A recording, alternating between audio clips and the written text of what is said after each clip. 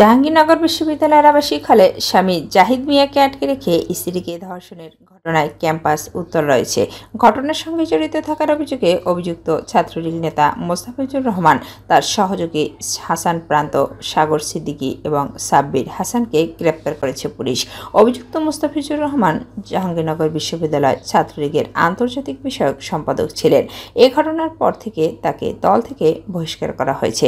নওগাঁর মোহাম্মদ হাসির উদ্দিনের ছেলে মোহাম্মদ মামুনুর রশিদ ওরফে মামুন আগে থেকে গৃহবধূর বাসায় থাকতেন। কয়েকদিন আগে মামুন ভুক্তভোগীর স্বামীকে ফোন করে আবারও তার বাসায় কয়েকদিনের জন্য থাকতে চান। এরপর 10 দিন মামুন সে জাহিদ মিয়ার বাসায় ছিলেন। শনিবার বিকেলে মামুন ভুক্তভোগী স্বামী জাহিদ হোসেনকে কল দিয়ে জানান জাহাঙ্গীরনগর বিশ্ববিদ্যালয়ের মোস্তাফিজুর রহমান নামে এক বড় ভাই তাকে থাকার ব্যবস্থা করেছেন। এখন থেকে তিনি বিশ্ববিদ্যালয়ের হলে থাকবেন। শনিবার সন্ধ্যায় মামুনের সঙ্গে দেখা করতে জাহিদ যান জাহাঙ্গীরনগর বিশ্ববিদ্যালয়ের মীর মোশাররফ হোসেন হলের 317 নম্বর কক্ষে। এ সময় মামুনকে জাহিদ জানান তিনি কিছু আসবাবপত্র কিনবেন।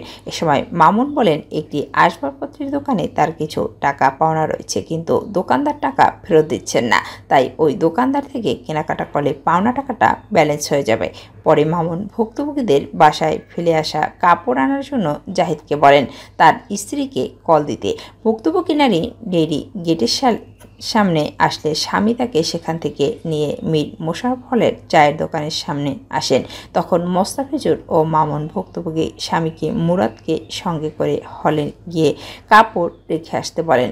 পরে ভুক্তভোগীর স্বামী হলে ঢুকলে মুরাদ তার মোবাইল কেড়ে নেন এবং হলের কক্ষে আটকে রাখেন।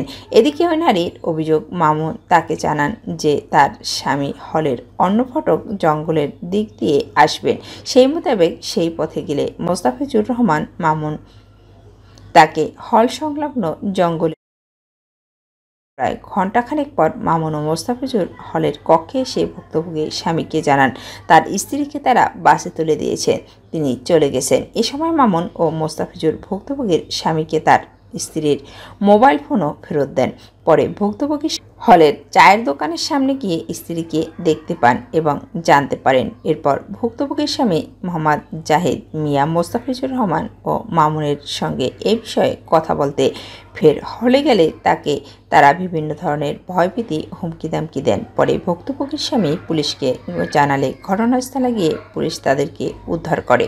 এদিকে ঘটনাটি জানাজানি হওয়ার পর মীর মোশাররফ হোসেন হলের সামনে অর্ধশতাধিক শিক্ষার্থী অবস্থান করে বিক্ষোভ করেন। এ সময় তারা ক্যাম্পাসে বিভিন্ন স্লোগান দিতে থাকেন। এর মধ্যে জড়িতদের খুঁজতে কর্তৃপক্ষ ওই হল থেকে বের হওয়ার জন্য 4টি ফটক বন্ধ করে দেন। পরে সিসিটিভি ফুটেজে দেখা যায় কর্তৃপক্ষের লাগানো তালা ভেঙে জড়িতদের পালিয়ে যেতে সহায়তা করেছে বিশ্ববিদ্যালয়ের শাখা ছাত্রলীগের কর্মী ও বিশ্ববিদ্যালয়ের আন্তর্জাতিক সম্পর্ক বিভাগের শিক্ষার্থী সাগর সিদ্দিকী। তার সঙ্গে ছিলেন শাখা ছাত্রলীগের সহসম্পাদক উদ্ভিদ বিজ্ঞান বিভাগের শিক্ষার্থী সাব্বির ও আন্তর্জাতিক সম্পর্ক বিভাগের আরেক শিক্ষার্থী হাসান।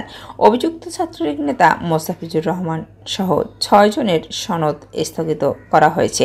এর মধ্যে 3 জনকে সাময়িক বহিষ্কার করা হয়েছে।